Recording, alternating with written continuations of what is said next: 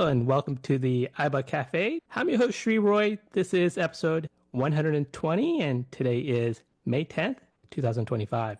I want to wish all the moms and to all the ladies who's currently or did take care of someone. So happy Mother's Day. Here at the cafe, we typically take an in-depth look at an iOS app, but today we will look at a global leading multifunctional product. I want to thank each of you for attending this cafe in person, and for those who will be listening to this cafe either on our website, podcast, or on our YouTube channel. If you find any of our videos helpful, please hit the like and subscribe. So the next time our very own Julie uploads any of our videos, you'll get notified. So I am wearing my Apple Watch, and I have my stopwatch turned on.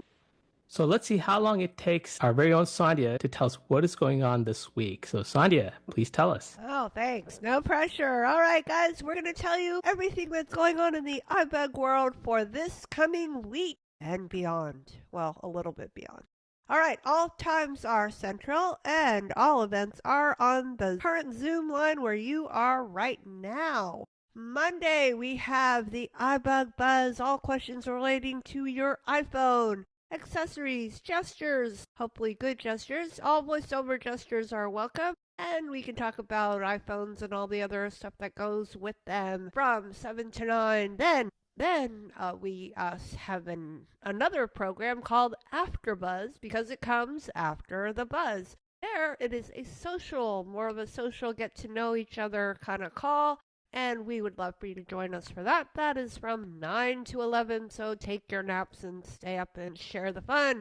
Then and also, well, I'll tell you this. At the middle of our program on Monday, we have the big reveal for our movie, so you can find out what the movie is before everybody does. Then Tuesday, we have the mini buzz, which is a mini version of the buzz. See, these names all make sense. I guarantee it. So from 5 to 6, come with your questions that you have. Thursday is we're watching the iBUG Trekkie Talk. There we're going to be discussing Star Trek The Voyager Season 2 Episodes 3 and 4. So watch it ahead of time and come and share it with your fellow Trekkies from 7 to 8:30. Then once again it'll be Friday, the best part of the week, and we'll be watching our iBUG Night at the Virtual Movies. 8 o'clock is the movie, audio track only. And prior to that, 7:15, we'll have our Argle Bargle social time. We'll have Name That Tune, bad jokes, and general silliness. After the movie, we'll have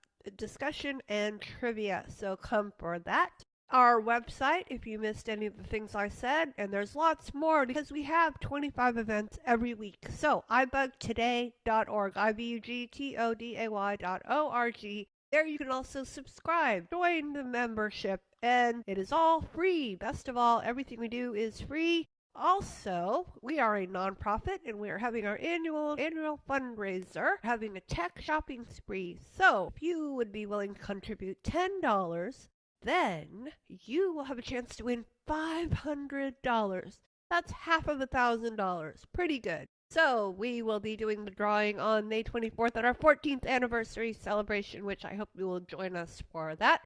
Preparations are in the works for that program. And all the information about everything that I have just said is on our website. Handing it back to you, Sree. All right, Sandhya, just so you know, that took a zillion seconds. Zillion, huh? Zillion seconds, yeah. All right. Yes, definitely check out our website. We got a lot of things going on. So now it's time for everyone to introduce yourselves. And today's icebreaker question is very simple. Do you have an Apple Watch? You don't have to tell me the model. Just tell me you got an Apple Watch or not. Let me know who you are, where you're calling from. And if this is your first time here at the cafe, please let me know so I can recognize you. So Julie, I kindly ask that if you can unmute everyone. Well, this is Herbie, and I would hope I have an Apple Watch since I'm demoing it, and I also have several older ones floating around. Welcome, Herbie. This is Sree. I have 2 Apple Watches that I alternate between, and I have a couple others floating around. All in Columbus, yes. Hi, welcome. Angela in Ottawa, no. Welcome. Valerie in Atlanta, yes. Welcome. Pauline in Woodstock, New York, yes. Welcome. Dana, Ohio, yes. Welcome. Anita in Los Angeles, yes. Welcome. Robert in College Station, yes. Welcome. Tara from Fairfax, no. Welcome. This is Desi in Franklin, Tennessee, and no, I do not have an Apple Watch. All right, welcome, Desi. Dan from Southern California, no. Welcome, Dan. Deb from Kansas, yes. Welcome, Deb. Greg in Texas, yes. Welcome, Greg. Kathy from Tulsa. Oops, sorry. Okay, I heard a few names there. Yes. All right, welcome. Bonnie from Spokane, no. Okay, welcome, Bonnie. John Ella. Yes, I do have a watch, Apple Watch. Okay, welcome. Jody from New Hampshire, no. Hi, Sree. Hey, welcome, Jody. Yes. Welcome, Julie. Shazadi from Welland, Ontario. No, but I've heard awesome stuff, so one day I'll get it. Okay, all right, welcome. John from BC, Canada, yes. Welcome, John. This is Sonia from Houston, yes. All right, welcome, Sonia. This is John Ella again. I forgot to say where I'm from. I'm from Atlanta, Georgia. Michael in Texas. I'm proudly wearing my Apple Watch and nothing else. Okay. TMI. All right, we'll just move along with that one. Anyone else? This is Sree. I do have an Apple Watch that I'm also wearing with clothes. So today's presentation is broken into 3 parts. The first part is about 20 minutes long. The second part is about 28 minutes long. And the third part is about 26 minutes long. So before we get started, I need to introduce our presenter, Herbie Allen. Welcome, Herbie. And did you want to make any announcements before we start our presentation? Oh, there's lots of announcements I could make, but I am, well, first of all, I'm glad to see that a lot of you have the Apple Watch. I had worried about if I should take you all through the setup process or not. I chose not to for this because it would definitely add another layer onto this presentation. I tried my best to give you a general overview of how the watch works, so I didn't go through like every little detail. And of course, the primary focus is on apps that I am most familiar with and really focus on things that I don't know as well. So I hope for those of you that don't have the watch, this still gives you a very good idea of what it's capable of doing. There's some things I know I did not touch on, like medication tracking, for instance, because that's not something I use. But I focus on just some of the activities that the watch can do, why you might want to consider one. And those of you that do have a watch, what I hope you'll get out of this presentation is maybe you'll learn something that you don't already know about how to navigate the watch or some of the things it can do. And with that, I'll turn it back to you.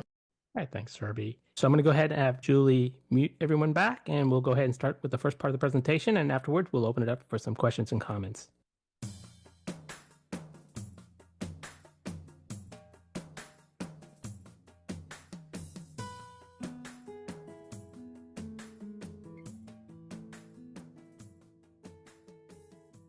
Namaste. This is Sree, and welcome to the iBUG Cafe.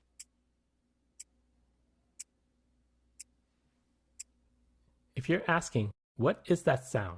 Well, that is the sound of an analog wristwatch.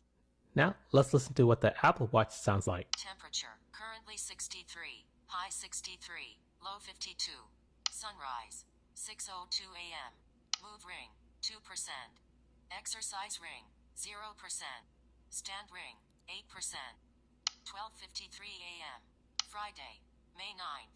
Mail, 1 unread message. Reminders. So, if I had a choice between listening to a ticking sound of a wristwatch or a wristwatch that gives me this kind of information, you know I'm going to go with the Apple Watch.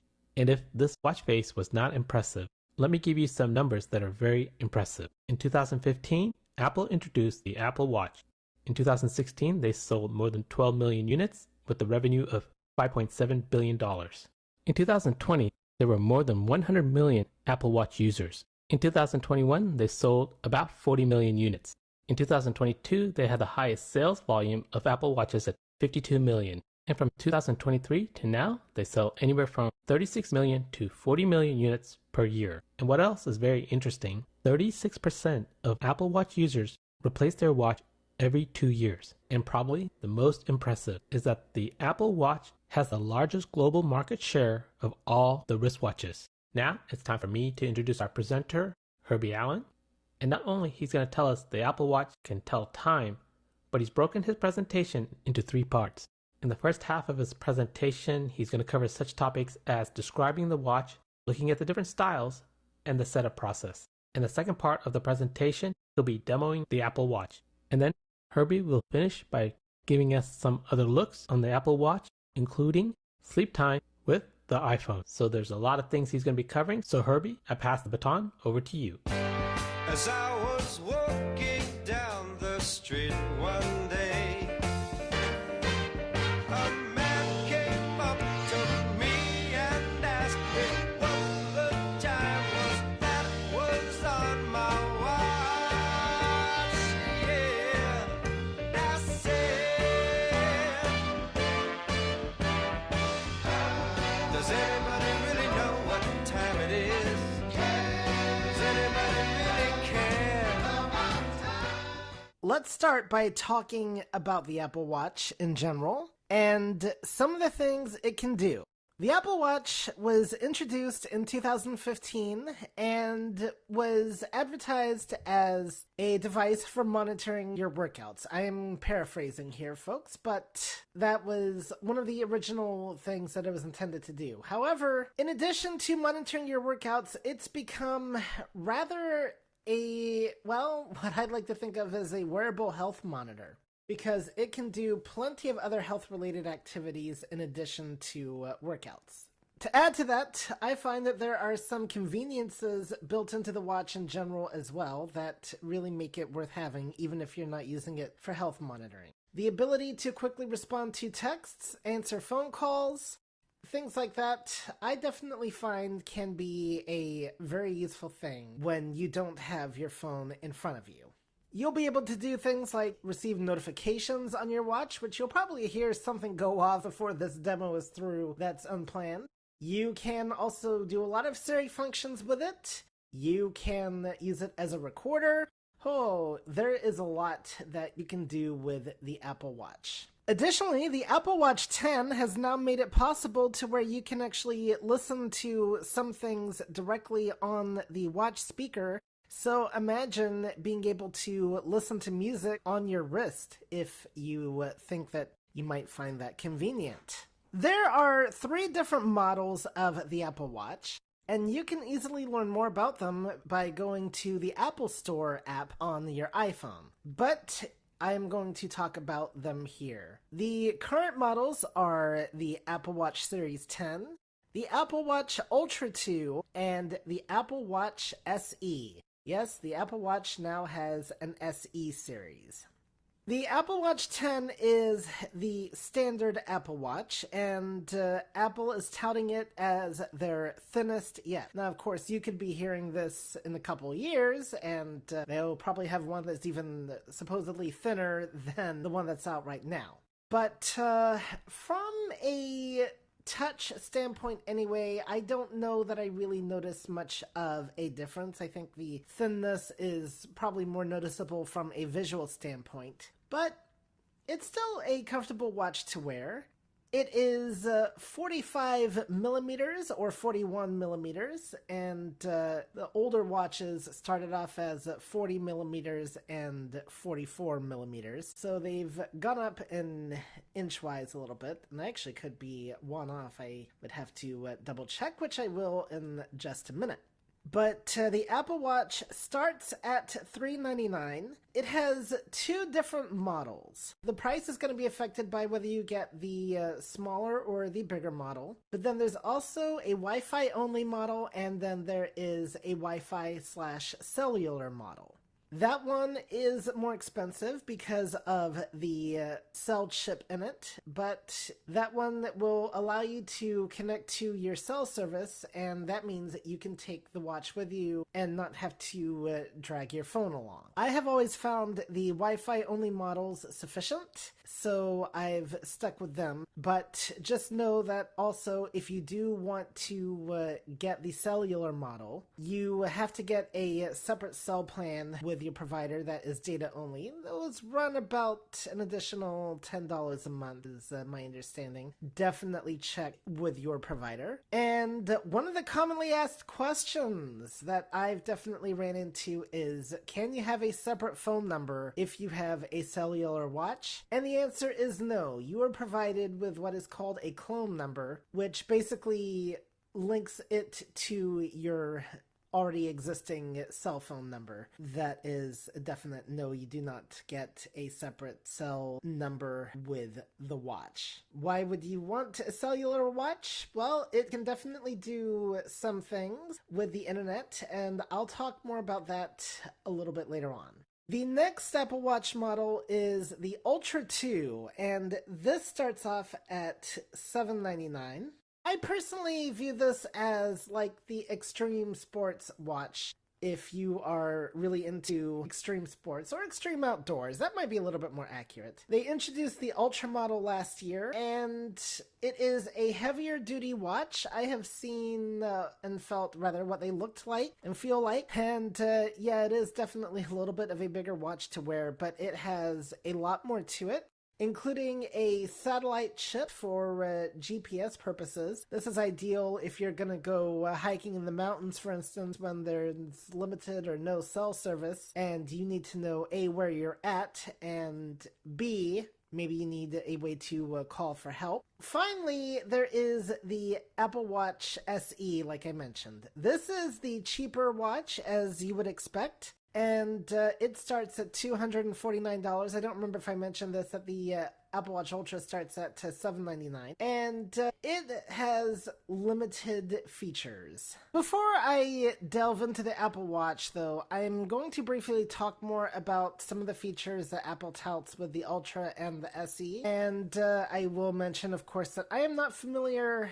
with these models beyond what I've read about. So if anybody has one of these and would like to expand further later on when we get to questions and comments, you may do so. But for now, let's just talk about the Apple Watch Ultra a little bit more. I mentioned it as an extreme sports app, and I definitely think that fits the bill. It does have an action button, so that's very similar to what we have with the iPhone 14 and above. That is, of course, in addition to the crown and whatnot. It has the longest battery life of an Apple Watch. 36 hours is what it touts. And of course, usage is going to affect that battery life, but that is definitely much larger of a battery life than what our regular watches handle. It is also capable of handling deep dives, and I guess now it is the ultimate dive computer. It has offline maps. So I mentioned the whole GPS thing, and that's pretty significant in the fact that they now are having some offline features with the watch that is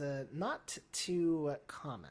So yes, the Apple Watch Ultra is a pretty big deal. Another thing I want to mention also before we go to more about the SE is that you can do monthly payment plans with these. So just keep that in mind. And also, another thing I want to mention real quick, if you read about these in the Apple Store app, you are not going to have a back button when you click on any of the watches. What you will have is a dismiss button that is towards the bottom of the screen. And then just one final note regarding the Apple Watch Ultra is that it is probably the most durable Apple Watch. I believe it is pure titanium. And I think you do have to get a cell plan with that. Maybe not. I'm not completely sure, as those have never really interested me. You can definitely look more into that. The SE model is a pretty good watch, and it has a lot of the features that the Apple Watch main has, but there are some things it cannot do. For instance, it can track a lot of your sleep stages, but it cannot do things like detect sleep apnea.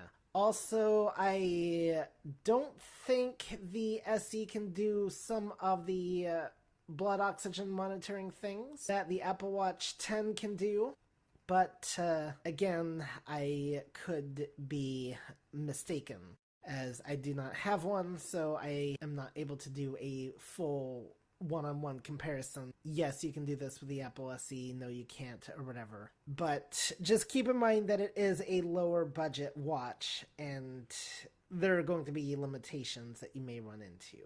The watch has bands that you have to put on them, and they can be frustrating a little bit to work with. because there is a trick to getting them on and an even bigger trick getting them off. That is something that I still struggle with, actually. The normal bands used to be the standard type watch band where you would have the holes on one side and they'd go through a post on the other side and loop through the little hole there. Well, the Apple Watch Series 10, what they gave me in the box this time was these Velcro bands. Here, you can hear me unstrapping it and putting it back on. I'm trying to get it even. The band is definitely more comfortable. The trade-off is that it is not exactly sweat-proof, so not my favorite for working out, but it is definitely more of a comfortable band to wear, and it does not pinch you. There are plenty of other watch bands that you can get for the Apple Watch, a whole host of them from Apple and from third parties, and that is something you can definitely look into on your own, or definitely ask what other bands people are using. So I'm going to talk about the Apple Watch Series 10, the main one. That's the one that I have. The top is a very smooth display. You can hear me tapping it. Thank you. On the side, on the one side is where you have like your speaker grill, and on the other side you've got two buttons, the digital crown, and that is both a dial and a button. You can push it in and you can also turn it. And then you have your screen lock button, which is also a button to bring up the control center. Let's talk about the watch setup and some things you need to know when setting it up. When I got my Apple Watch 10 over Christmas, the first thing it made me do before I could even go through the setup process was update it. So it looks for updates first and then will make you do that, and then you can go on from there. To update it, you will need it on the charger, and to charge the watch, you don't plug it in like you would an iPhone. When you take the watch off, there is a magnetic piece that also sits on your wrist, and you plug that magnetic piece onto a round Apple Watch charger. You can plug that into a plug. I forget the wattage now, but just if you get a new Apple Watch and you're plugging it in, you can just get the latest plug. Or if you have a Mac, you can do like I do and just plug it into that and use that to charge the watch. The latest Apple Watch chargers, I should also mention, the connection is USB-C, and the older ones were the Lightning. I forget when they started using the USB-C chargers and all that, but just know that, so they plug nicely into a USB-C computer. Like I said, I use my Mac to charge mine, and I'm pretty sure it would work on Windows as well. I've honestly not tried doing that, but I know you could charge iPhones that way, so I don't see why not. The update takes a while too. It's not a quick update. It took me about close to an hour for it to update and go through the screen, and then I had to reset the watch once again and go through the setup process. When setting up the watch, there are two ways you can do it. You can point your phone camera at the watch screen, or you can have your watch display a code that you type in on the phone, and I personally find that method a lot easier than trying to use the viewfinder. To set up the watch, you will go to the watch app on your phone. That will also allow you to control various functions of the watch, and in some respects it can be easier to do those on the phone than it is on the watch, but you will have a choice. And it's going to ask you a lot of the basic questions. And of course, if you have a previous Apple Watch, you can just have it import the data from that. And then also, the other thing that it's going to do is ask you for some health information, and you'll be able to tell it a lot of things like your weight, your height, and all that type of thing. And it uses that to try to keep accurate tracks of the various measurements that it does. So what will it track? Well, it's going to do a number of things like your heart rate. It can do an EKG. It can do cycle tracking for women. It can track your sleep. It can even tell you if you're standing and if you've stood enough. I personally will tell you that that is one of the more inaccurate things of the Apple Watch. It's a standing thing. You just wave your arms around and it thinks that you're standing. So that is definitely inaccurate. Some things that it's rumored to do but cannot: blood sugar, blood pressure. It currently cannot. Will those happen one day? That's for a future call to talk about. Fall detection is another thing that it can track, and this can definitely be useful. There are a lot of discussions as to how effective that is, but I did have a real-life experience with that feature, actually. I'd fallen off of a curb, and next thing I knew, aside from the fact that I'd gotten a pretty good scrape on my knees, that was not fun, but my watch was going off, and it was making this tone-type sound and vibrating and saying, "We detected a fall. Are you okay?" And if I did not do anything, then it would have called 911 and an emergency contact and said, blah, blah, blah, fell at this location, and please send help. Now, I was able to tell it that I was okay, and the one time I could actually truly tell it that I'd fallen but was okay. There's been a couple of the times where it's detected rapid arm movement and thinks that I have fallen, and I've had to tell it, no, I did not fall. The watch also has an emergency SOS feature, so you can hold in the screen lock button and it will call 911 as well as sound a siren. The siren is very loud, and I've had it accidentally go off on the iPhone before, more so than the watch. I can't remember if I've had it go off on the watch or not, but if you do nothing, then it will automatically call 911, and that can be a useful or an annoying feature. The Apple Watch also has a noise detection feature. Hey, that could be useful during the thunderstorms that are going on right now. But the idea is if it thinks that you're in a noisy environment, it will alert you. Unfortunately, there can be a lot of things that will impact the noise thing. Like, for instance, I can be rattling around pots and pans, and next thing I know, I get the thing going off saying, "It's too noisy." Well, you know what? Pots and pans are noisy, but that is what it does. And that can definitely be a feature that people might like because it's trying to help you preserve your hearing. I know I mentioned workouts earlier, and we'll talk more about those in a little bit, what it can do specifically, but it has quite a bit of workouts that it can monitor, and I definitely find some of those very useful. It does have a mindfulness app. I have not used that. And there are quite a few other things that it can do. Okay, that covers the first part of our presentation. So the way this is going to work is we're going to open it up for some questions and comments. We don't use the raise hand feature. All you need to do is just state your name and I'll call upon you. I'll ask everyone else to stay muted till the conversation comes to an end.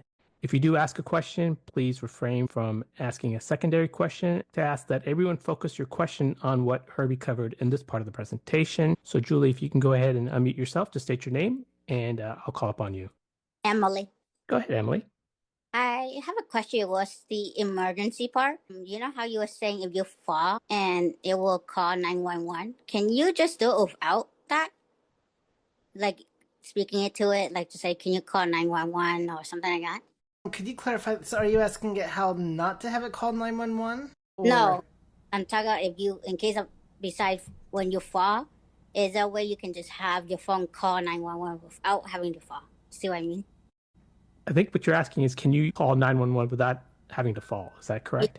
Yes. Oh, yeah, definitely. That I was just mentioning it in the context of an emergency feature that the watch has, but yeah, you don't need the fall. You don't need to trigger the emergency SO. I think you can use Siri to call emergency services. Somebody can correct me if I am wrong. I do also talk about the phone app in more detail on the second part of the demonstration.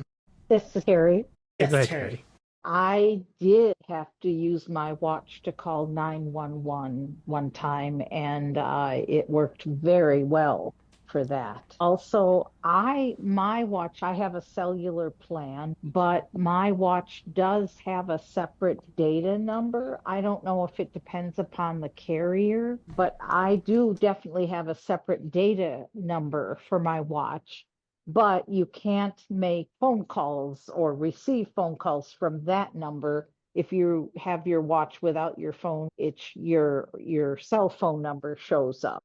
Right. I think I touched on that earlier, how it's called like a data number or a clone number, but it's just for the watch to port to your cell phone. It's not an actual Working number. working number. So yeah, I think I did touch on that. But Yeah, okay, that I misunderstood what you said. But I do think at one point AT&T had a thing where your watch number could be used for making phone calls. I don't know if they still have that or not. But okay, anyway. and that definitely very well could be. I've never been interested in these cellular models because I always wanted to take my phone with me anyway. So if somebody knows more about that and would like to speak up, then by all means, definitely. But I've always heard, at least on here, that the watch number is directly connected with your cell number, and that's the purpose for that extra number. Yeah, and that's the way I think I understood it too. All right, who's got the next question? Eileen. Go ahead, Eileen.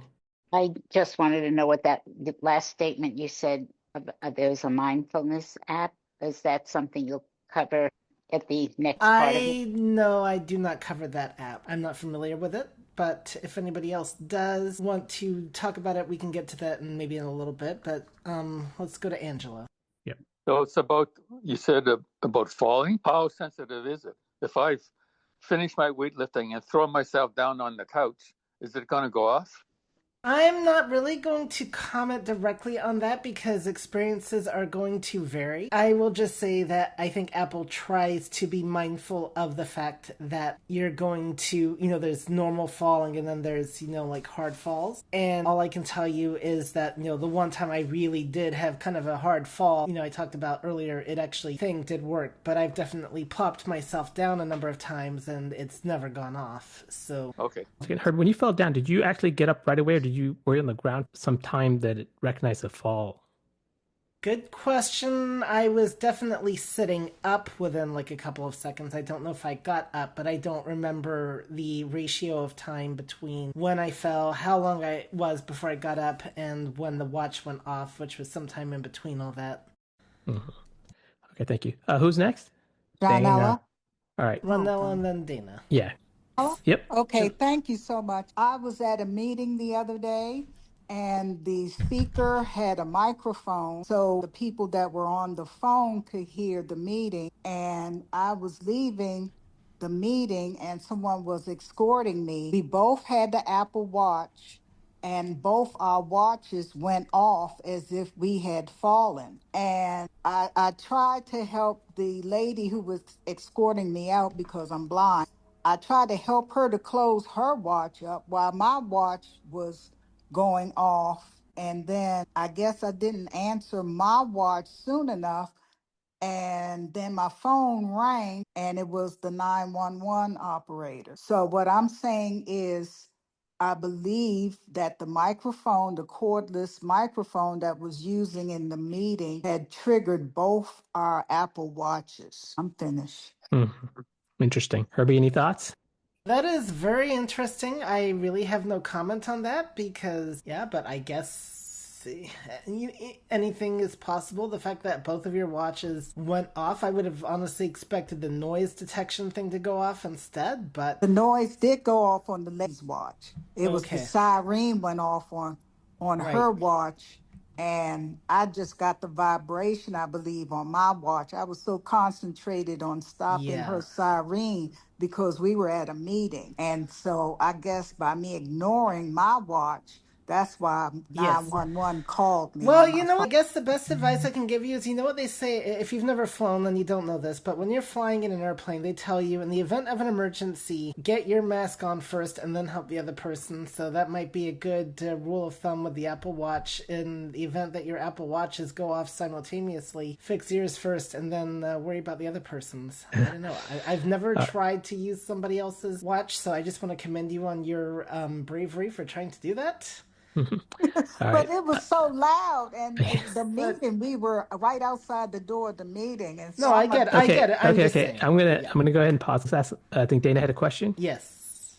Well, it's really not a question. It's a tip. I was watching the news one recently, and I have an amusement park here close to me, and they were saying people with Apple Watches, if you ride a roller coaster, they were getting a lot of 911 fall detection calls That would because their make Apple Watches. sense. Yep, their Apple Watches were calling 911 Good for people point. riding roller coasters. So they were telling people to turn off airplane mode. Yeah, that is a very good point because if roller coaster has all those G forces, so I can definitely see how it would, or perhaps trigger the crash detection on the iPhone for that matter. So very good point. That is a very good point. I did hear about that also. Who's got the next question? Michael. Yeah, Michael. Yeah, on that roller coaster thing, I think Apple has fixed that now, so it won't go off if you're riding a roller coaster. This is Sree. Michael, did they use geofence for that, or did they actually figure it out a roller coaster ride? I think they just changed the sensitivities somehow of the sensors so it wouldn't pick up, just drops like that. Mm.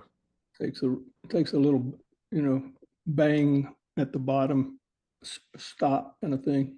Roller coaster keeps going. So Michael, I know you had a fall detection happen to you a while back, didn't you, on your watch? Oh, number of them.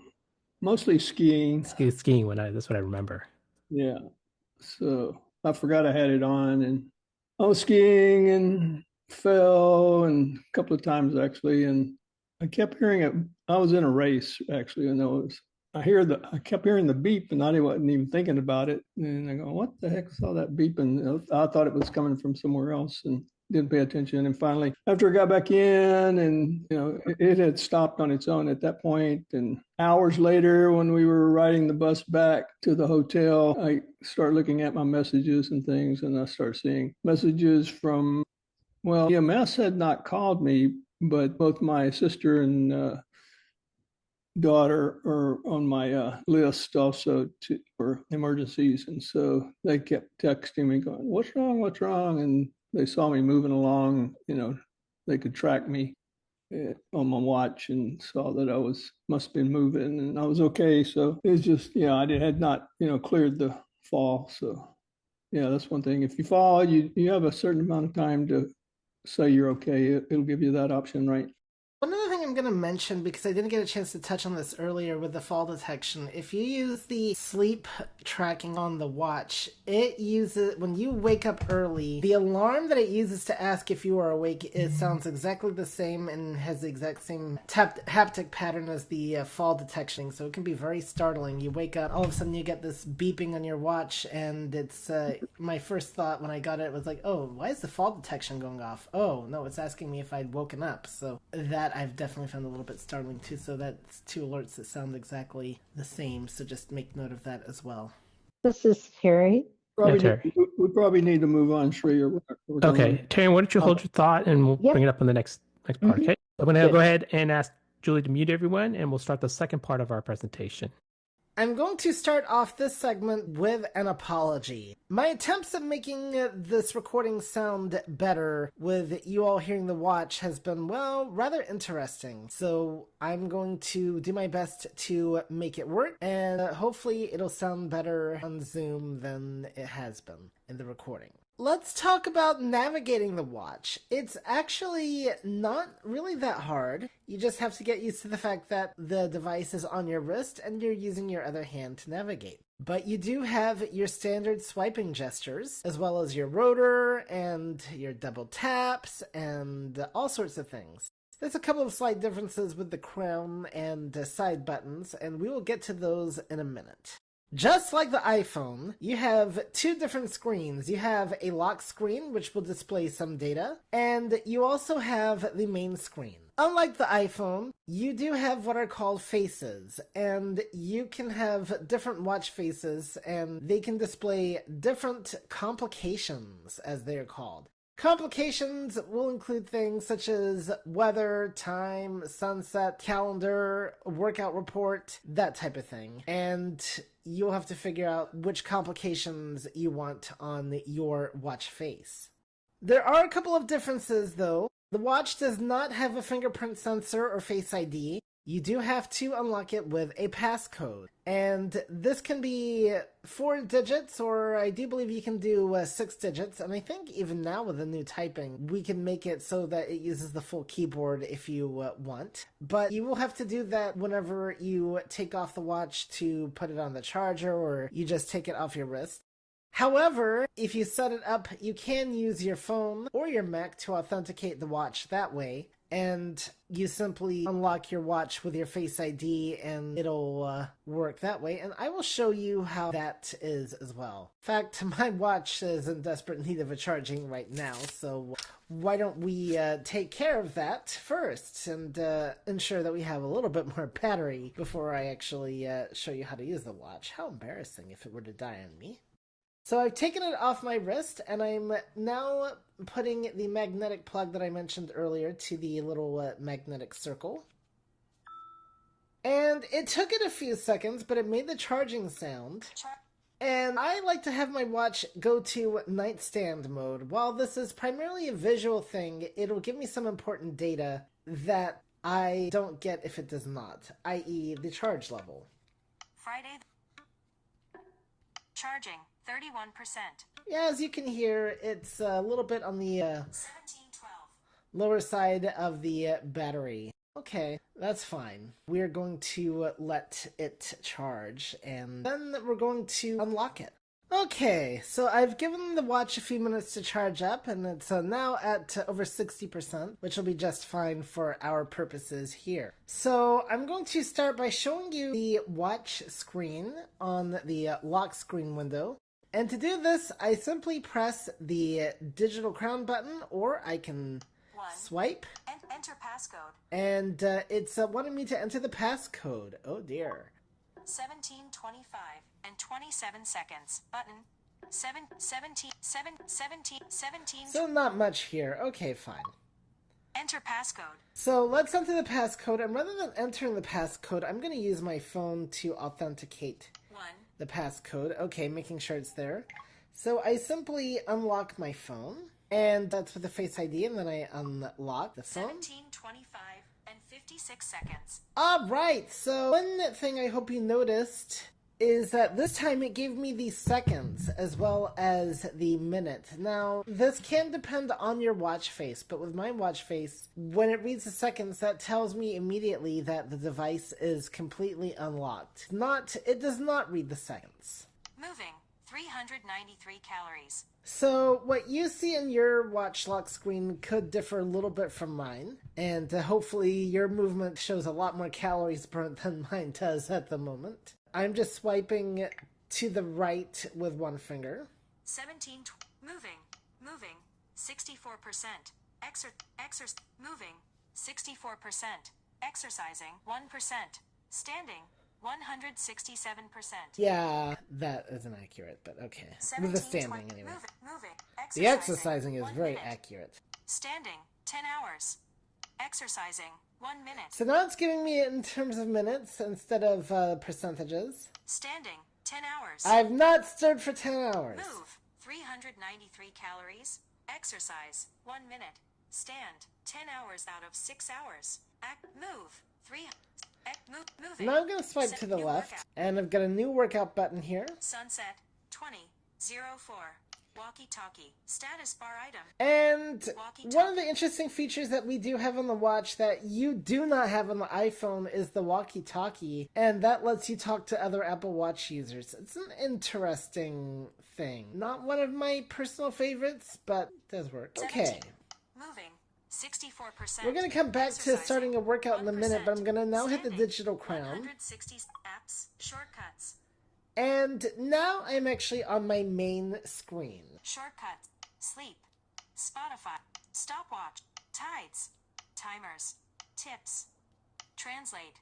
Tune in radio. Now, one thing that I have is iPhone mirroring, and what that does is it allows apps that have an Apple Watch equivalent to show up on the Apple Watch automatically. And this does not follow patterns like on the phone. I have things in folders and all that. Those patterns are not followed here. And so you have to swipe through everything. But you can do things like use Sree to open the various applications if you don't want to go swiping through.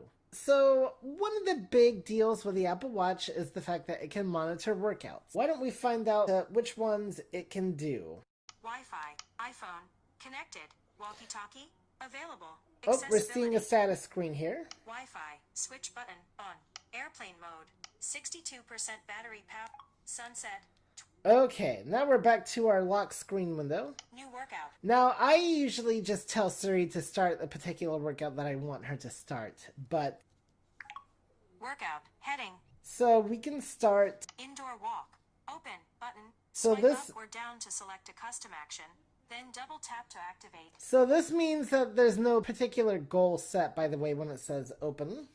Indoor walk, outdoor walk, open, button. Outdoor cycle, open, button. Indoor cycle, open. Indoor cycle, outdoor run, open. Outdoor run, indoor run, open. Pool swim, open, button. Open water swim, open. Multi-sport, hiking, open, but elliptical. Stair stepper, indoor rowing. High intensity interval training. Kickboxing, functional strength training. Core training, open, but yoga, open. Pilates, open. Dance, open. Tai Chi, open. Cool down, open. Add workout, button. And there's an even add workout, so if that's not enough. Close, popular, heading, other, button. Badminton, bar, cross country, cross train, downhill skiing, mixed cardio, outdoor soccer, pickleball, button. Snowboarding, table tennis, button. Close. I won't go through all the list here, but I hope you get the idea that there is a lot. If I did not read your particular workout, you might find it in that add workout thing. So what if I wanted to start an indoor walk? Down, tight, dance, workout, heading. I was able to touch the top edge of the watch to get to the top of the screen. Indoor walk, open, button. And this is a lot harder to do on the watch than it is on the phone, but I'm going to start an indoor walk.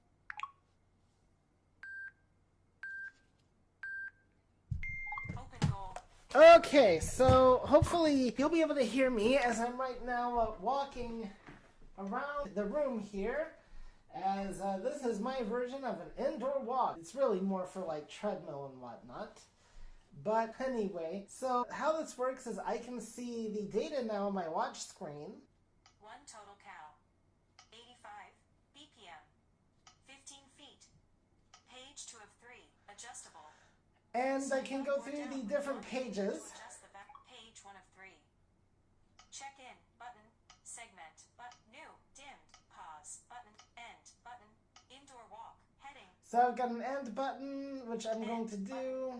End, workout, heading, indoor walk, open, button. And there you go, that is ended. But the idea is that you can see your progress as you are walking, so that'll tell you how far you've gone, and that I at least find to be very useful information. A couple other things to take note of is it mentioned pool swim and open water swim. One of the things the watch has is a water lock, and that prevents most of the water from coming into it. And then when you end those exercises, it will eject the water. You can also manually turn on the water lock and eject it that way, and that's pretty easy to do. First though, let's see what happens if we were to turn on the pool swim exercise. This time I'm going to use Sree, and I can invoke her just by holding in the crown button like I would the home or the side button on the iPhone. Enable pool swim. To unlock the display during swimming workouts, press and hold the... Okay, that's nice of you to cut off. Will you repeat to me? To unlock the display during swimming workouts, press and hold the digital crown. To pause or resume, press the digital crown and side button together. GPS is not used during a pool swim, and water may prevent a heart rate measurement. but calories, laps, and distance will still be tracked using the built-in accelerometer. Heading. Okay, button. 25, adjustable. Okay, so Swipe hopefully... up or down with one finger to adjust the value. So what have we got here? 20 yards, but pool length. Heading. So with some of the other workouts, you will have some customizable things that it might ask you. 25, adjust 26, 20. And I'm going to slide down and shorten the pool yard length. 14, 12, 11, 10 yards, button. Start, button. Start, yards. And right now it's measuring in yards. Close, but selected, yards. But I can double tap the button. Meters, meters. And have it do meters if I wanted to. Back button, pool, 10, yard, start, button. I'm going to double tap the start button.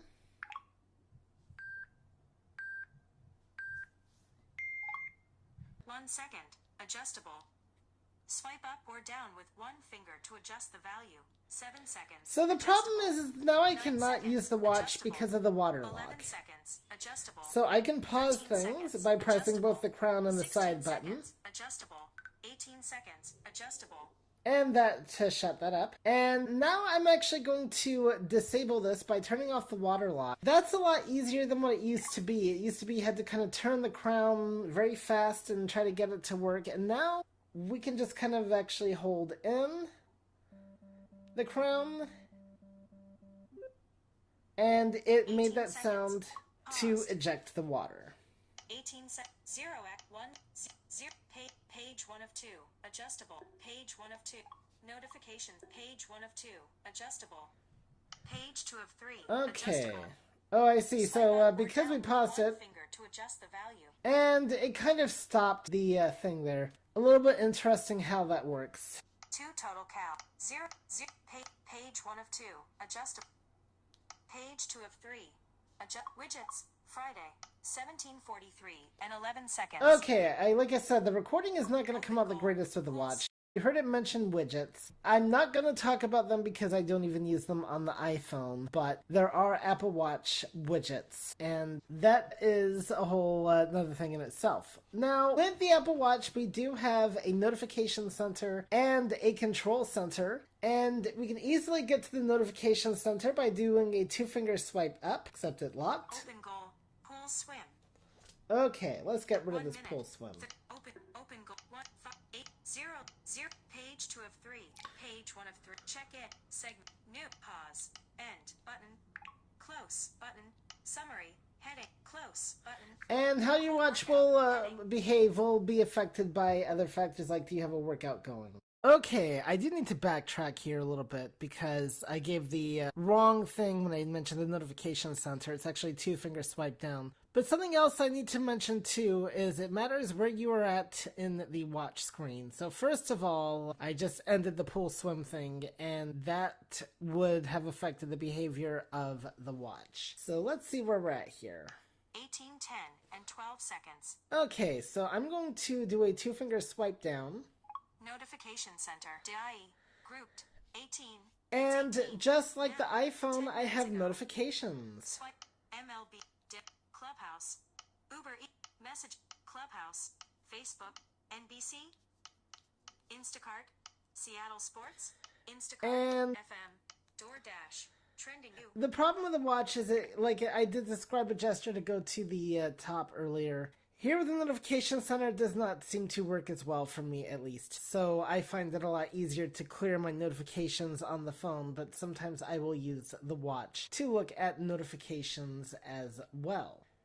Now, it used to be with the older watch OSs that you would go to your control center with a 2-finger swipe up. But they recently made changes to that, and in fact, quite a few changes we will need to talk about as we go along in this presentation. And they've actually made it easier, because now we just press the side button. 18:11 and 29 seconds. Moving. 428 And calories. unfortunately, that can just unlock the screen, but if we press it again... Control. Alert. iPhone. Connect. Wi-Fi. Switch button. On. Airplane mode. Switch button. Off. 55% battery power. Button.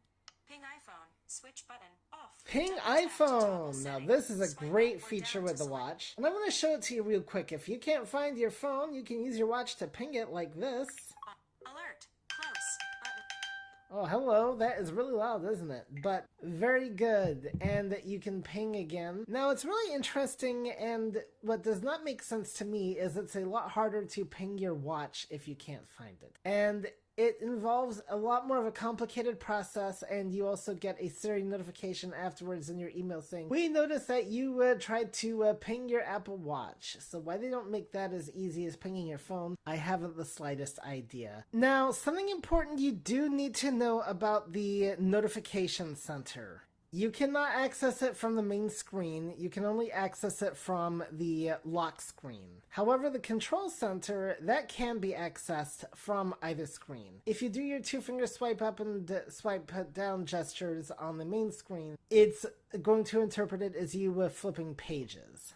Another thing we have on the Apple Watch is the standard rotor. And I'm just going to turn my fingers like a dial. Oh, that's right. This thing locks easily. Very easily, as a matter of fact. And let's hit the side button to get us unlocked. Now I'm going to use my rotor. Headings. Speech volume 50%. Speaking rate 50%. Alert. Telegram. Celeste Wheelock. Dismiss. Okay, and as you can hear, I got a pop-up notification there. And 4. Moving. Headings. Speech volume 50%. Speaking rate 50 words. Speaking rate 50 words. Characters. Actions. Activate. Headings. So we're just using our standard thing, and then I can swipe up and do for something. 45, 40%, 40, 65%, 70%. And just, like that with the iPhone, use one finger to swipe up or down to adjust the rotor action. And up or down, I should mention it as going from side to side on the watch with the buttons facing away from you, and some of this is tricky because of the watch orientation. Another thing that I mentioned earlier was EKG. Actually, I got one of the letters wrong, which maybe was already pointed out to me in the questions. I have no idea. This is pre-recorded, but it's actually ECG that we measure on the Apple Watch, and that's easy enough. We can just swipe through if we want, or ask our friend Sree to help out a little bit. Open ECG. ECG. So now I'm going to swipe with my finger. Hold your finger on the crown. Hold your finger on the crown. So I'm just going to hold my finger on the... Tap to toggle live audio. And I'm going to, let's see. Live audio disabled. Live audio enabled. So the audio is for sound that it's going to make. So I'm now going to put my finger on the crown. Apple Watch never checks for heart attacks.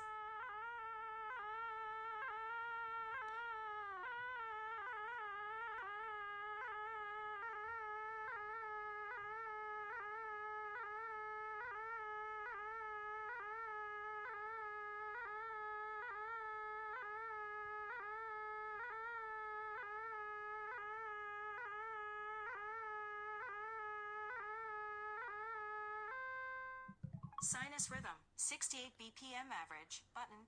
Well, that's what, to learn more. That is accurate because that's what the doctor said this morning about my heart rate when he used a stethoscope. This ECG does not show signs of atrial fibrillation. Apple Watch That's cannot good. check for signs of a heart attack. If you believe you are having a medical emergency, call emergency services. Link. Not feeling well? Add symptoms. Add. Done. Button. I don't need to add any symptoms, ECG. but I could swipe through the various range of options if I wanted. Interesting, too, with this latest WatchOS, they've changed the sound, but I'm not actually quite sure if that is an Apple Watch feature or a WatchOS feature. Also, it no longer tells you to keep still the way it used to. So let's learn about heart rate and how it keeps track of that instead. Heart rate. Current. Measuring.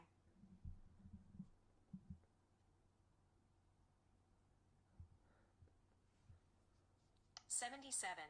Current. So it didn't use my finger this time, it just used the sensors on the bottom of the watch. 67 BPM.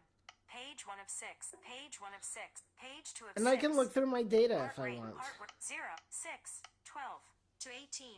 Heart 12 to 18. Heart rate ranged between 54 BPM and 85 BPM. Okay, that's more than we need to know, but I think you get the idea. You can get information on your heart rate with the Apple Watch. Another thing that I want to talk about is sleep. Ah, yes, sleep. Oh, that sounds like a really good idea. Shall we all take a nap? Oh, wait a minute. No. No, that won't work. But what we will do is open sleep.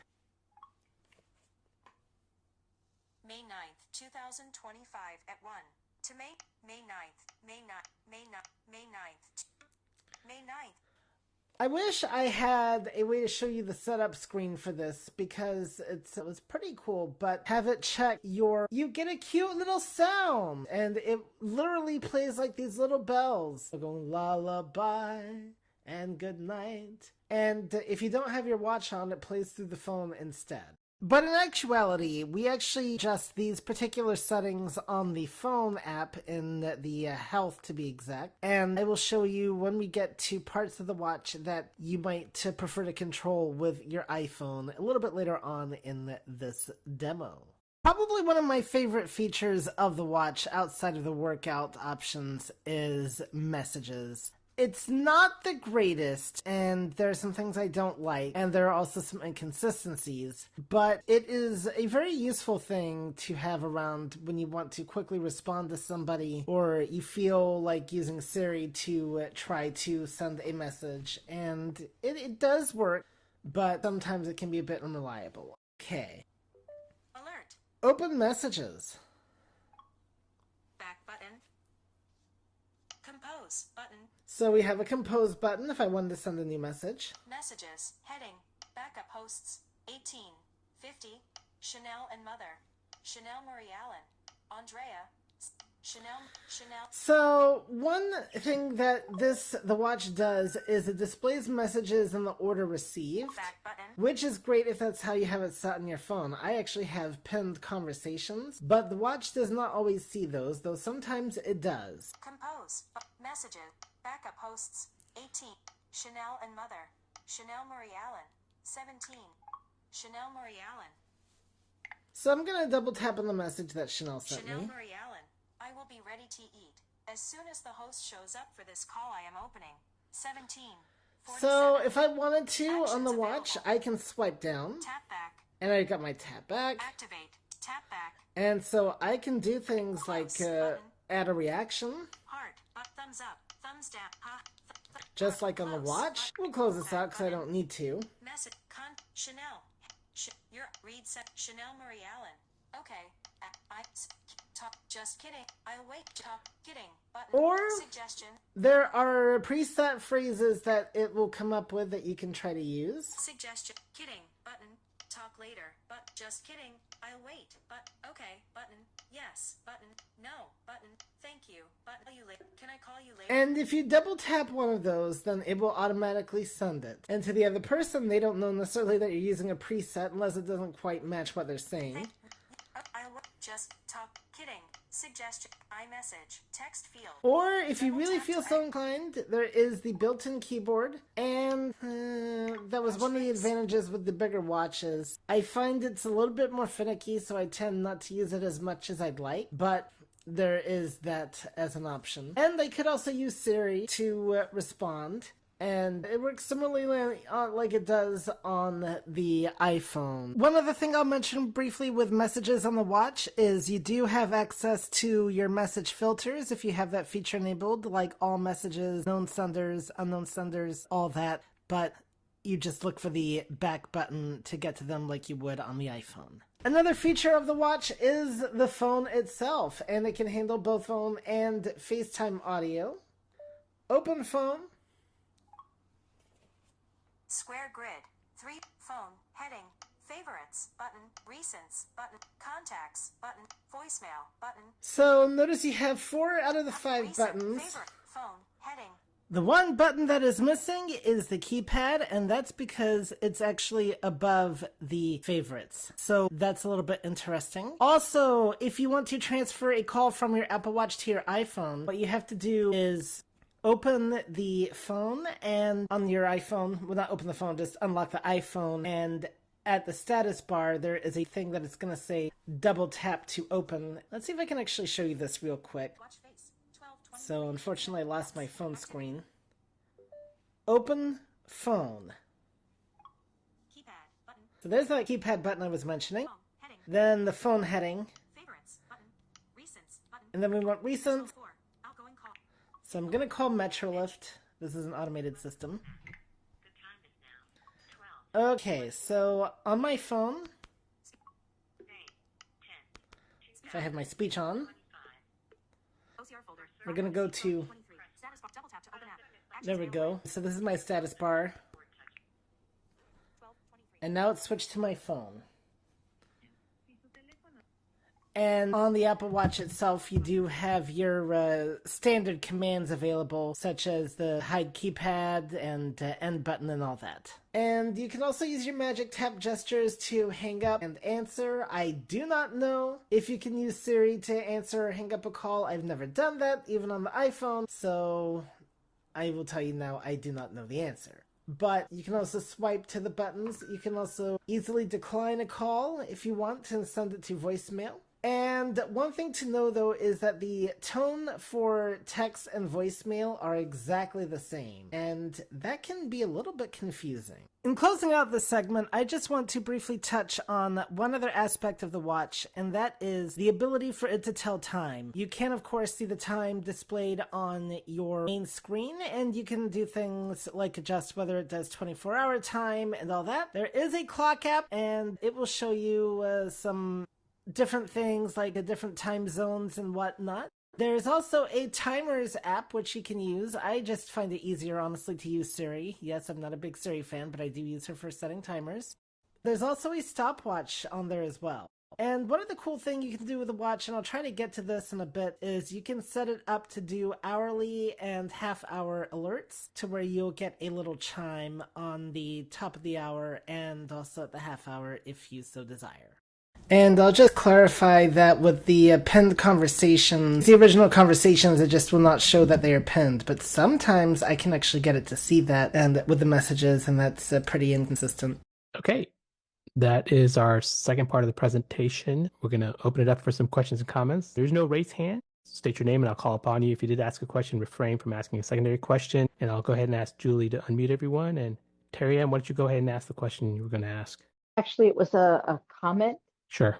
And because it's perfect now because you did demonstrate it in the second segment, but I have two watches that I interchange because I have to track my ECG readings, and it does a really good job of doing that. And the nice thing is I can also send those readings to my cardiologist and or my GP or any, number of places. I could send them to my best friend if I wanted to. But the point is that they're really quite accurate from what my cardiologist is telling me. If anybody's on the fence about, should I get a watch? Because I know AFib is a problem for a lot of people. Yes, a couple things I do want to mention real quick. First of all, when I talk about the health features like the ECG and all that, those all get approved by the Food and Health Administration and the various other health agencies in other countries. So that's one reason why you might see some health-related features available in some countries and not in others, is because they've not been approved. So, and they have to meet certain benchmarks to be able to meet that approval. So, speaking to Terry's point, that's why it has to be so accurate. Apple's trying to do even more, and the Apple Watch has also been known to help people detect heart attacks before they even felt anything, and there's a lot you can read just on the AFib and the Apple Watch, so very good point there, Terry. State your name, and I'll call upon you. Marty. Just go ahead, Marty. Well, my question is, when you're in a list of apps, like say you hit the crown button once and it lists all your apps, is there a gesture like on the iPhone? You know how on the iPhone you do a fourth finger single tap at the bottom or the top of the screen? Well, I know you really can't, but is there a gesture where you can go to the bottom of the list or the top of the list? with the watch? That is actually a very good one, and it's something I've always wondered. I have not found a gesture, but that doesn't mean there isn't one. And if anybody does know the answer to that, I would also be very curious to know. Okay. Thank you. All right, who's got the next question? This is Shazadi here. Go ahead. It's not a question, it's a beautiful comment. Thank you, Herbie, for the beautiful presentation. I found the ping, how you can ping your phone from your watch. I many times lose my phone, and to go to the Find My iPhone, all that is so frustrating. So having your watch, getting your phone pinged, I find that to be a very useful feature. So thank you for introducing that to me. You're welcome. Yes, that is a very good feature, and that comes in handy. I wish, though, like I said, it was easier to ping your watch, but sometimes I can lose that more if it falls off the table on the charger. This is Mary Alice. I was just wondering where it is in the phone where you can set the pinging, because I know you mentioned it, but I didn't catch it. So that is if you go to your control center by hitting the side button, and as you swipe through, one of the options you'll see is ping your watch. You can also ask Sree to ping your watch, and it'll ask you if you're sure you want to do that, and then you'll get an email notification afterwards saying, you just used Sree to ping your watch at blah blah blah time, and all that. So it's a lot easier, I find, to go to the control center. Okay, what about pinging your phone? That's what I was referring to. Yeah, same thing. Okay. Yeah, thanks. pinging. That's what I was referring to, is pinging your phone. Pinging your watch, the only way I found to do that is on the phone through Sree. I don't know of a direct way to ping your watch. Okay, thank you. This is Deb. Yeah, go ahead, Deb. So, Herbie, there is a way to do that. You can put a control on the control center to ping your watch, and then it works the same way. Okay, perfect. I will look into that. Thank you. Any questions? Herbie, I did have a question. Is there a scrolling gesture on the watch? I don't think there is. It's the watch. I want to say there isn't, but I could be mistaken. Okay. I have found that I can use the crown to scroll through things on my watch. And that works very well. But you have to have that feature turned on. The digital crown. Yep. Yes. Yeah, okay. That's almost like performing a swiping, because you have to do it you have to spin it every time. I was just trying to figure out like an auto scroll. Go ahead, John. Yeah.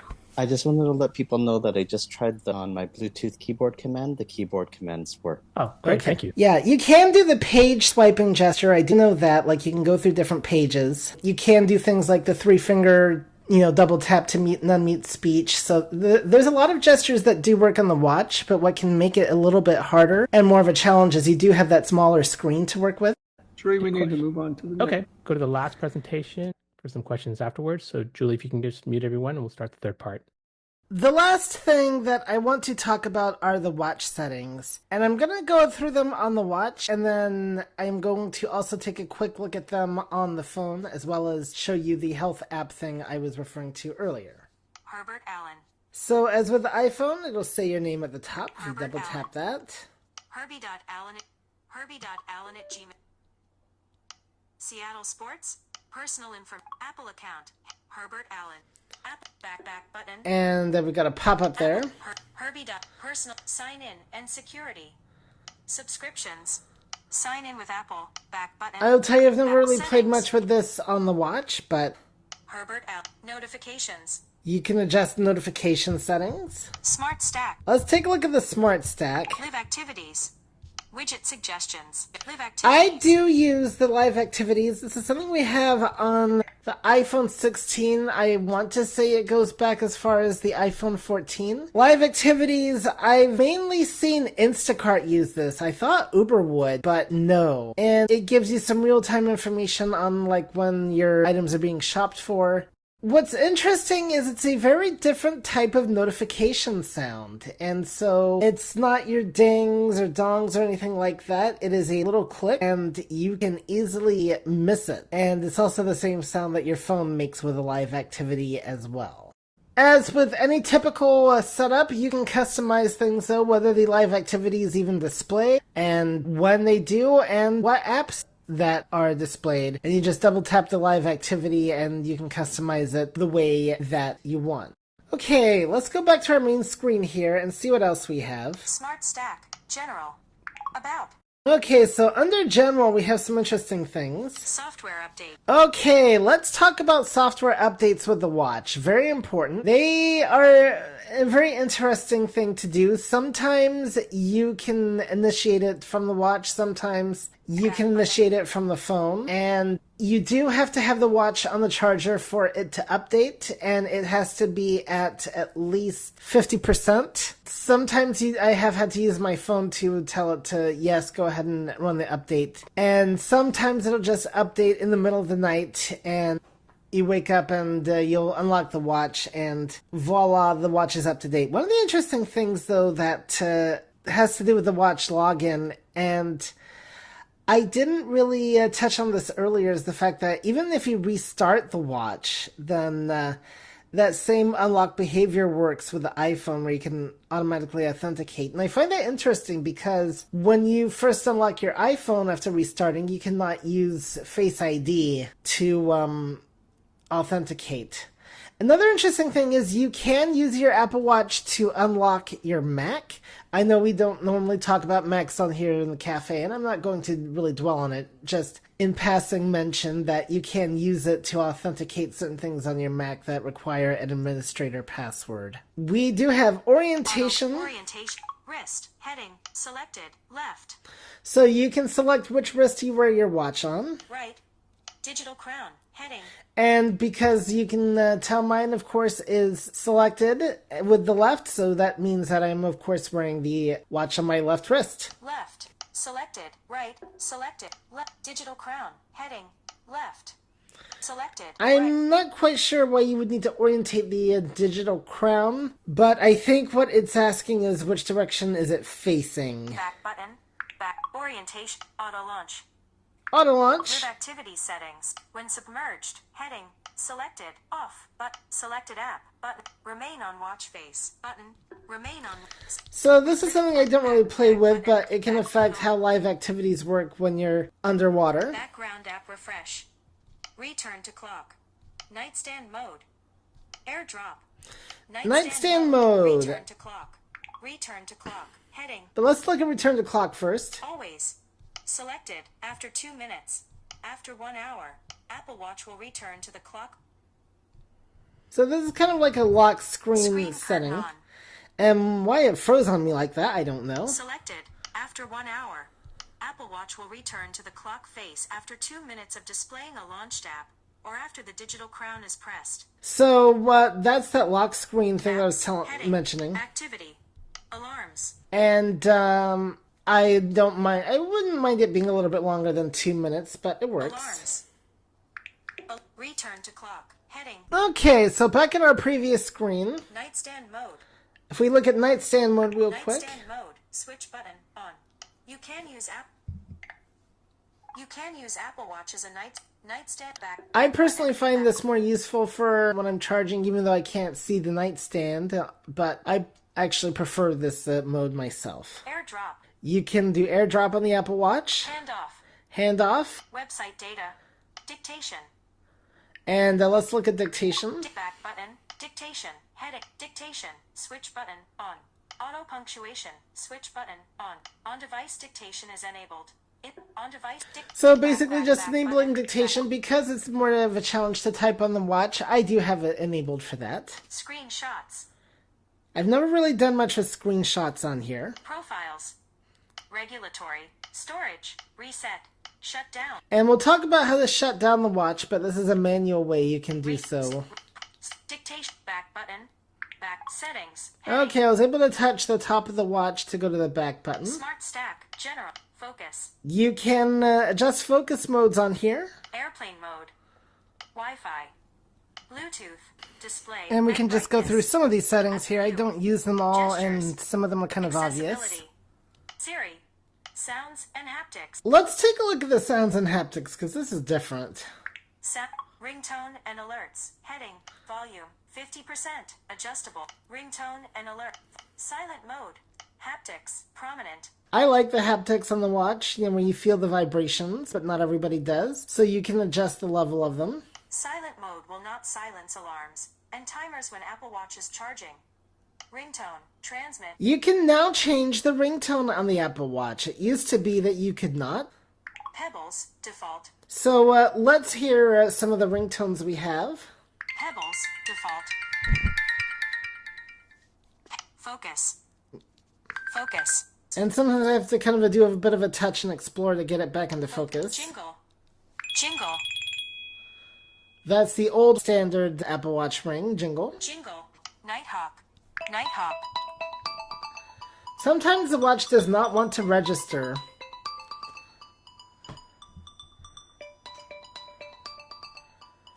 But you just have to do it again, and then it will. Transmit. And mine? Transmit.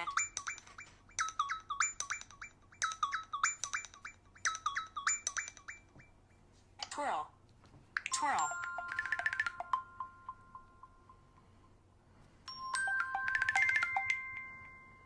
Oh, cute.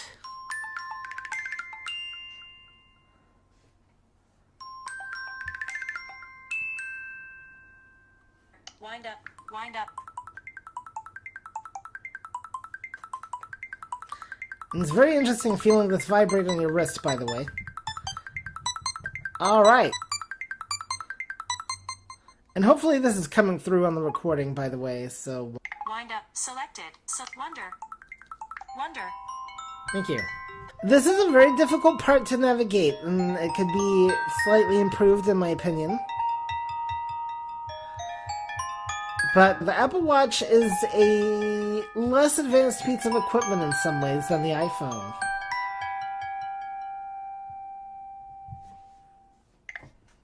Wonder. Wonder. Wind up. Wonder. Wonder. I'm not even Twirl. double Transmit. tapping. Transmit. Back button. Okay, so I've selected my ringtone and I'm going to hit the back button. Text tone. Resonate. Resonate. Default. Brilliant. And yep, we can change our text tones as well. Selected. Resonate. Default. Selected. Brilliant. Brilliant. We've got text, default, or brilliant. Well, you know what? Why don't we have it match me into brilliant? Oh, wait a minute. Am I being conceited? New mail. Resonate. I don't really use mail on the watch much, but we'll talk about it in a minute. Default. Brilliant. Cheer. Flutter. But we do have some more options with mail. Resonate. Resonate. Default. Selected. Brilliant. Cheer. Cheer. Flutter. Flutter. Globe. Globe. Oh, that's what that channel that's called. Globe. Okay. Moment. Moment. Scoop. Scoop. Timekeeper. Timekeeper. Tinker. Tinker. None. Time. Moment. Globe. Flutter. Cheer. Cheer. No, I don't like that one. Cheer. Select. Flutter. Flutter. Back button. There we go. Back button. Okay. Back button. Text. New. Calendar alerts. Moment. Reminder alerts. Moment. Default alerts. Globe. So we can actually change some of these System now. sounds and haptics. Heading. Crown haptics. Switch button. You can have the crown not vibrate if you want. Clubhouse. Apple Watch can play system haptics. Switch button. On. Play haptics. Headphone audio. Heading. Headphone safety. And you've got your standard headphone audio like you do on the iPhone. There is a lot more that I could show you with this, but I think the last thing that I want to show you in settings is the clock. See. Passcode. I'm kind of going quickly here, but you can adjust your passcode here, by the way, in settings. SOS. The emergency SOS settings. Battery. You can take a look at your battery. Oh, one cool thing too, and I won't really get to this in the phone part, but you can now see your watch battery on your iPhone lock screen when it's charging. Privacy and security. And that is really cool. You can adjust privacy and security settings. Activity. App Store. Blood oxygen. Calculator. Clock. And let's take a look at the clock. Clock. Swipe to switch watch face. Switch button. Off. I have this off because I've been using the same watch face since 2015. I've not had a desire to change it, and I played around with a couple of faces, settled on one, and called it good. Button. Clock. Swipe. Switch between your watch faces by swiping left or right from the edge of the screen. And you can also switch watch faces on your phone, and I'll show more about that in a minute. Set watch face display time ahead. Plus 0 minutes. 12:56. I've never set it ahead or anything like that. All alerts and notifications will still come in at the correct time. The only time affected by this is what is shown on your watch faces. So if you want to set your watch ahead or whatever, you can. Chimes. Switch button. On. You can have the chimes on. Sounds. Birds. Chimes. Switch And button. let's see if this thing will not freeze on me. Chimes. Switch button. Off. Sounds. Birds. Chimes. On. So that's just a simple on-off toggle. Sounds. Birds. You can adjust the sounds, though, and have it be a chime or a bird. Bells. Selected. Selected. Bells. Let's see, will it play the sounds for us? Selected. Bells. That's the bell sound. Birds. Or a cute little birdie. Selected. Birds. Oh, cute little birdie, right? Makes you want spring. Oh, spring is here. Birds. When this is on, selected sounds and haptics will play every 30 minutes. And again, I'm just double tapping the buttons here that I want. Speak time. Switch button. On. Selected. Control with silent mode. Always speak. Taptic time. Off. I don't like the taptic time, but it uses a sequence of vibrations to tell you the time, and I just find it more confusing, but it kind of like uses a sequence of long and short ones. When this is on, Apple Watch will tap a haptic version of the time. Watch face notifications. Switch button. On. Receive a notification when a new watch face is available for your Apple Watch. Watch face notification. Oh, let's turn that off. Monogram. HA. Choose up to 5 characters to appear in the monogram complication on the typograph. Infograph. Meridian. California. Choose up to 5 characters. And there we have it with the clock face. App Store. Activity. Let's see if there's anything significant I really need to show. Switch button. Off. Oh, stand reminders. Yes, this is why I wanted to talk about in the activity. I don't like the stand reminders, so I have them off. Receive a reminder to stand if you've been sitting for the first 50 minutes of an hour. Daily coaching. Switch button. On. Get notifications that help you complete your activity goals and monthly challenges. You know what? I've been finding them annoying, so off. Get goal completions. Switch button. On. So this will give you a little pop-up if you've completed preset goals. Receive a notification when you reach your move, exercise, and special challenges. Switch button. On. Get notifications about limited edition awards you can earn by completing a challenge. I'll leave it on for now. Activity sharing notifications. Switch button. On. Yes, another thing that you can do is share your activities with other people. Receive a notification when someone who shares activity with you closes all 3 rings. Finish. Receive a notification with back button. And that's it for activity.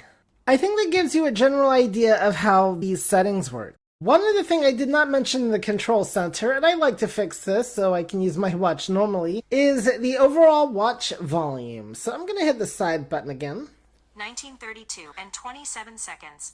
Control. Alert. Wi-Fi. Air. Ping.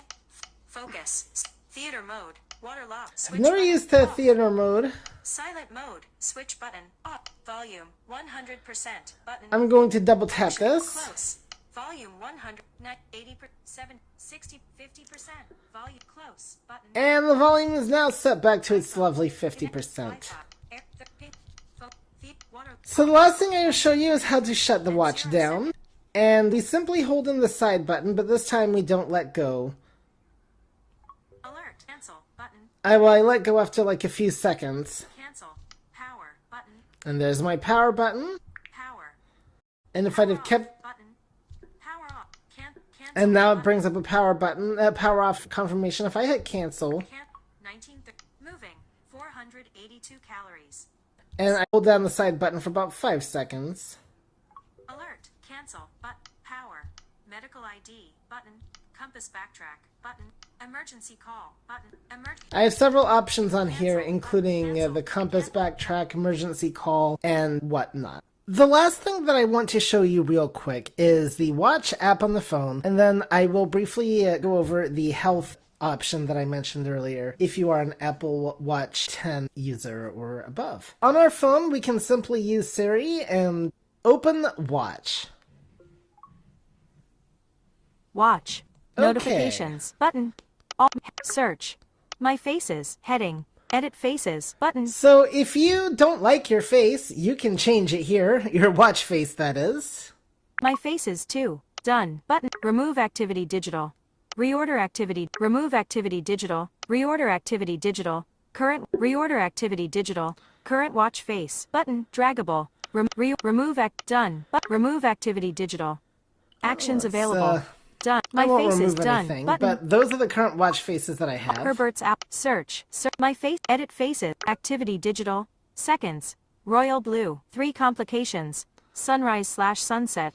Workout. Activity. So I Actions can hear available. that the complications that are on this watch face. Color. If I double tap that, Stone. Warm gray. Cream. I can select Actions a different available. color by double tapping. Cap. Gray. Peat. Tan. Aquamarine. Complications. Heading. I can use my heading navigation to go to complications. Top left. Sun. Top right. Workout. Button. Bottom. Activity. Button. So if I wanted to change any of these, I could double tap, maybe the activity. Off. Activity. Selected. Activity. Alarms. Alarms. Astronomy. Heading. Moon phase. Audible. Audible. Audiobooks. Audiobooks. Battery. Heading. Battery. Activity digital. Back button. And I could double tap the one that I want. Bottom. Other. Heading. Show seconds. On. Set as current watch face. Remove watch face. Tab bar. Selected. And yes, I have mine showing seconds because I do like to see that. Herbert's Apple Watch. Smart Stack. Button. Notification. Activity digital. App view. Button. General. Button. Display. And brightness. Gestures. Button. Accessibility. Button. Siri. Button. And I don't know if we talked much about gestures. Of course, it's pretty much the same as you would expect from the iPhone. Accessibility. Vision. Head. Voiceover. On. Button. And you can use Siri to turn on VoiceOver, of course, or triple click the crown 3 times to turn VoiceOver on or off. And so many of the things that you can customize on the phone, you can customize on the watch. I will leave you to explore it. Herbert's Apple Watch. Read bold 38%. We will take a quick look at VoiceOver. On. Voiceover. Voice. Speaking rate. Speaking rate. 60%. Speech. Button. Audio. Button. Braille. Button. Keyboards. Button. Speak in. Button. On. And you know what? Let's turn that off. Off. But yes, I keep forgetting that you can use a Braille display or a Bluetooth keyboard with your watch if you want. Digital crown navigation. Switch button. Off. Speak on wake. Switch button. Off. Okay, so let's talk about a couple of these. The digital crown navigation, it speaks more when you turn on the digital crown. Digital crown on. Let's see if I can show this. Moving. 504 calories.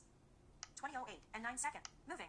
Moving. That one's a little bit harder to show. The more important one, Speak on wake. speak Switch on button. wake. I like to have this off because otherwise every time I move my wrist in an upward position, it'll start speaking. Sleep on wrist down. Switch button. On. And that puts VoiceOver to sleep when my wrist is down. Screen curtain. Switch button. On.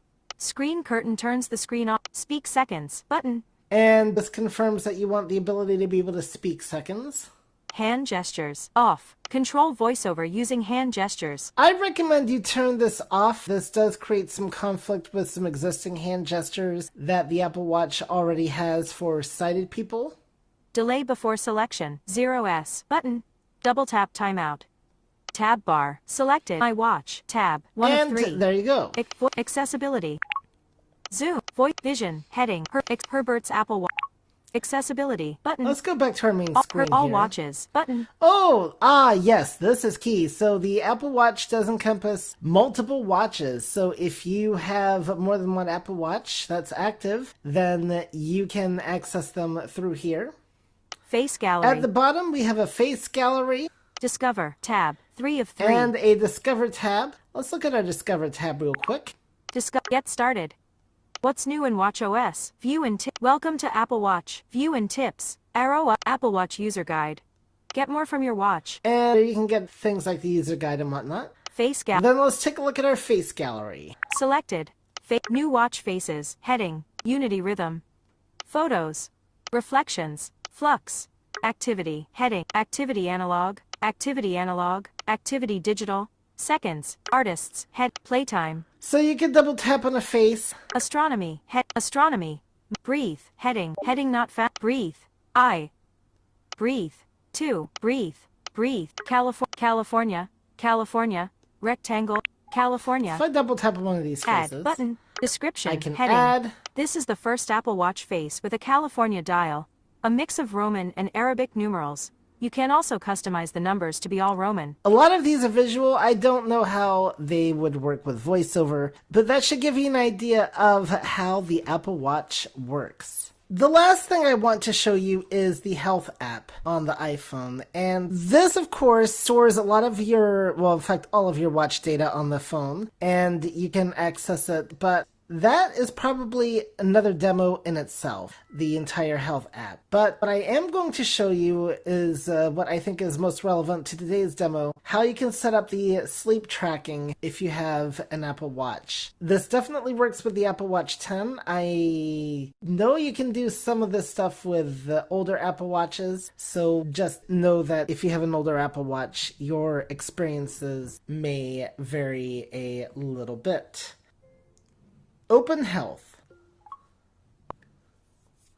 Mental well-being, mental health questionnaire, along with regular reflection, assessing your current risk for common conditions. Okay, that's nice. I don't really want to look into that. Pinned, heading, edit.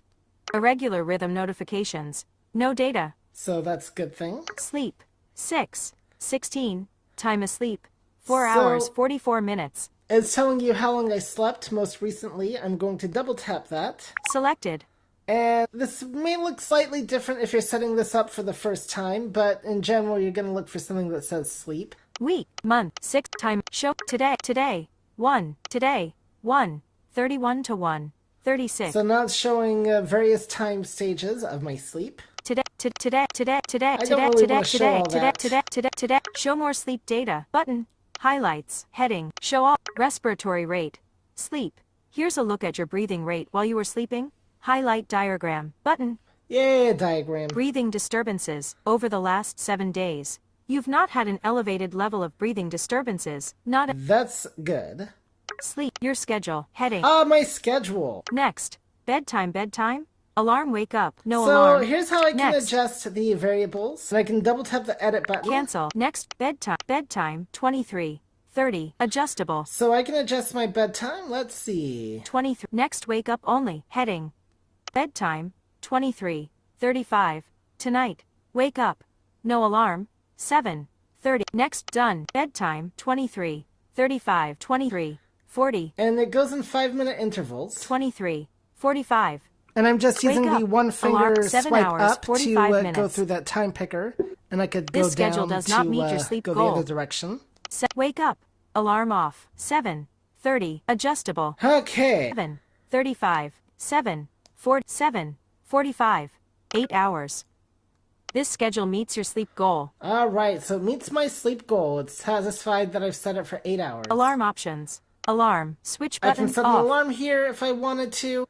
Reset to schedule. Cancel. Next, done button. And I can hit the done button. Edit and button. that is how you set a sleep schedule. I'll just briefly close by saying one aspect of the watch I did not cover, well, two aspects. One that I mentioned earlier was recording. Another one is third-party applications. But as we've talked about on another iBUG call, there is voice memo for the Apple Watch, and that works pretty well. There's also apps like Just Press Record, and like I said, I did not cover at all any third-party applications. But I don't really use them on the watch, and most of the time they don't display stuff. The other thing I didn't mention, I mentioned this and I didn't really demo, was the fact that you can, with the Apple Watch Series 10, play music at least through your watch speakers. I don't know if it works with any other application, maybe the podcasts, but that is maybe another short demo at some point. But it's an okay experience. All right, thanks, Herbie. We're going to go ahead and open it up for questions. Remember, we don't use the raise hand feature. Just state your name and I'll call upon you. So, Julie, if you can go ahead and unmute everyone. This is Terry. Go ahead, Terry. I believe it came set this way as a default, but I can adjust the volume and the voice rate with the rotor setting on my watch, so I don't have to go into settings to do it. I know, yeah, I see speech volume on my watch. I don't see the default volume on my rotor, so I don't know if I took that out, which I might have. Oh, I just wanted to point that out in case. Yeah, I do a lot of rotor customizations, and so it's very likely I did, I took that out, so, because it's just easier for me to access it from the control center if I'm going to actually adjust it. Okay, thank you. Next question. This is Marty. Go ahead, Marty. Just to answer, we covered this one, just to answer Terry's question, you now, I think, since watchOS 11 something, you can go into Control Center and there is a volume thing on there. So you click on that, or I think you swipe up to edit, and then when you click on that, you can change your volume setting. Okay, great. Thank you. Who's next? Any questions on what Herbie covered on the Apple Watch today? Valencia. Go ahead, Valencia. I was on at the beginning, but when you went through the introductions, I unmuted and y'all couldn't hear me, so I'm not sure what that was about.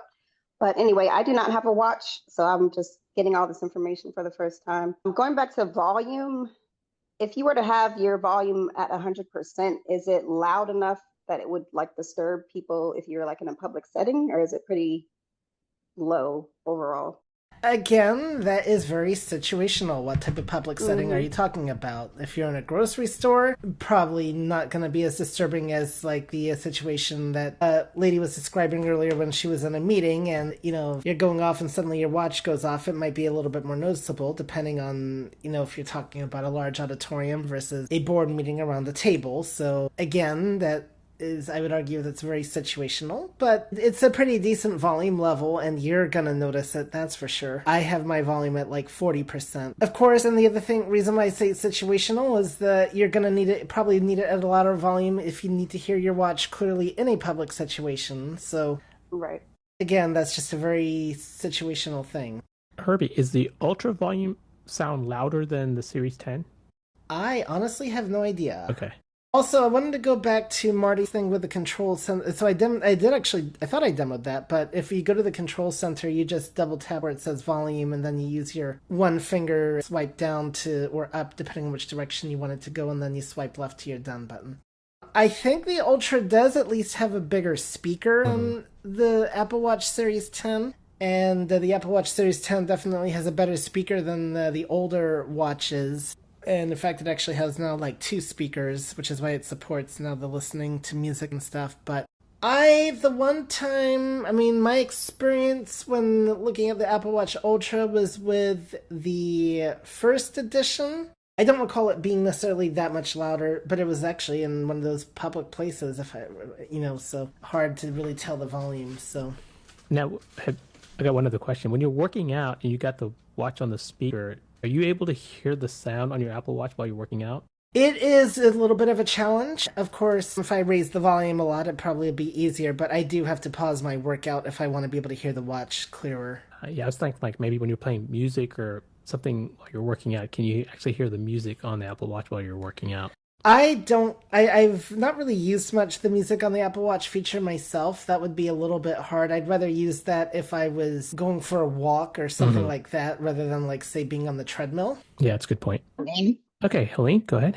You may have said it. If I missed it, it's because I might have dozed off. But I think that my friend said that if underneath the crown, if she can't find her phone, she can press that thing and then it'll make her phone ring.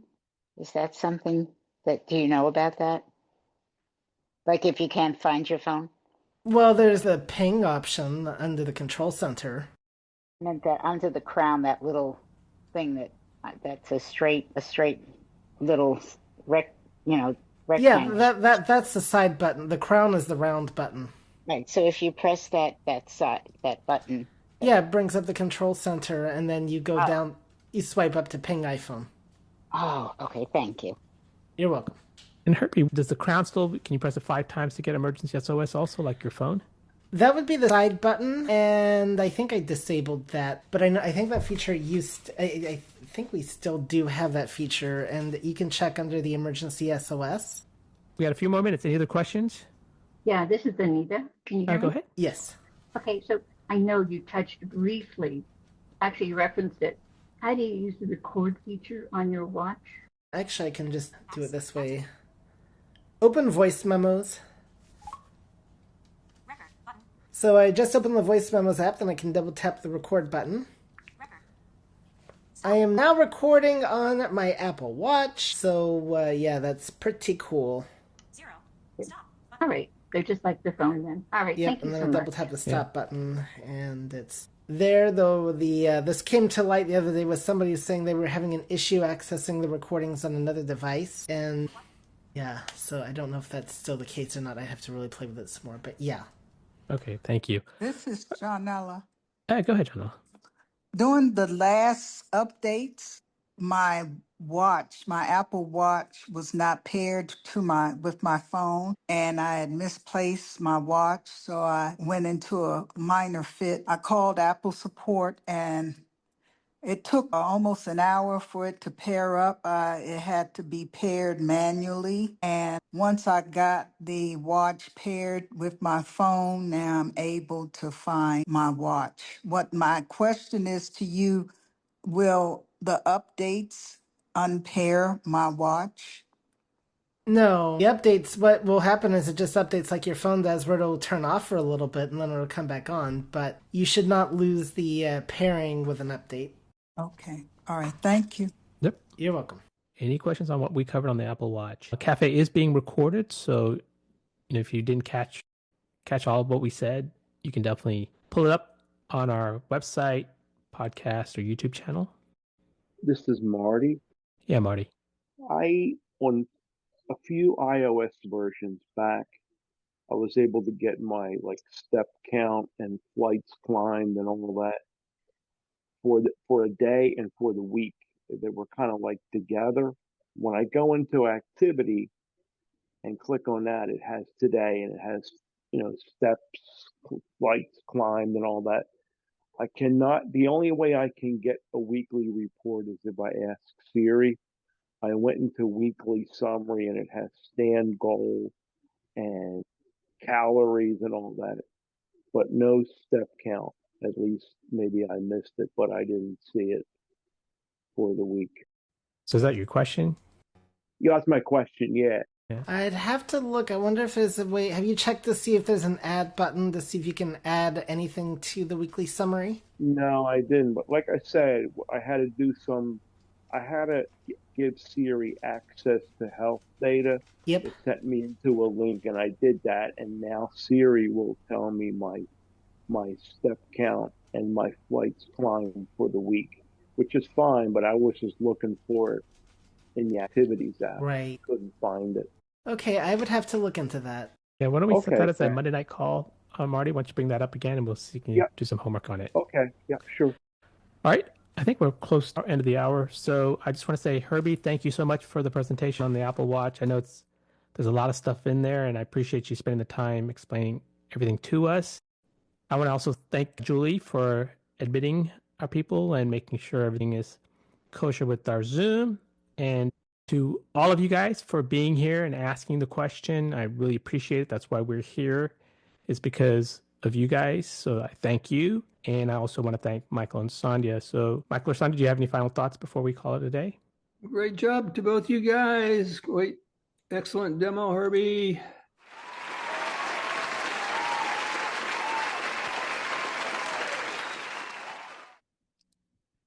Thank you. And both to Herbie and Michael, don't fall. All right? We'll Stay try on your not feet. to. Stay on your feet. All right. Well, thank you, everyone. We will see you guys next month. We're going to cover the Seeing AI app next month. So that should be pretty interesting. So I look forward to seeing everyone next month.